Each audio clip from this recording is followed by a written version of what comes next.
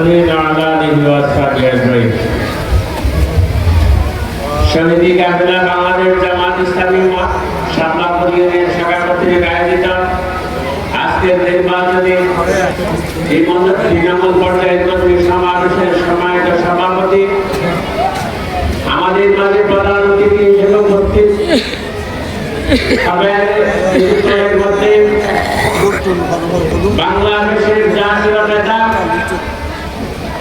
বাংলাদেশ জামাত ইসলামীর কেন্দ্রীয় assistant secretary general Maheshkhali চেয়ারা বাবার জনতার নায়ক মনির জনতা আধার ডক্টর হামিদুর রহমান আজাদ মঞ্চ উপবিষ্ট জেলা এবং উপজেলা নেতৃবৃন্দ সম্মানিত সমাবেশ আপনাদেরকে আমি সংগঠনের পক্ষ থেকে মুবারকবাদ এবং ধন্যবাদ জানাচ্ছি। সেই সাথে মুবারকবাদ এবং ধন্যবাদ জানাচ্ছি 4 নম্বর ওয়ার্ড মিছিল হিসাবে আসছেন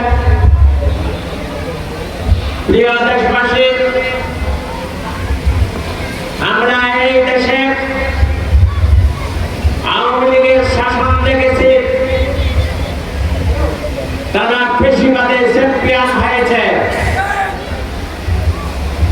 জাতীয় পার্টির শাসন দেখেছি, তারা স্বৈরাচারের চ্যাম্পিয়ন হয়েছে। বিএনপির শাসন দেখেছি, তারা দুর্নীতিতে বারবার চ্যাম্পিয়ন হয়েছে। প্রিয় দেশবাসী, জামাত ইসলামীকে একবার দেখেন,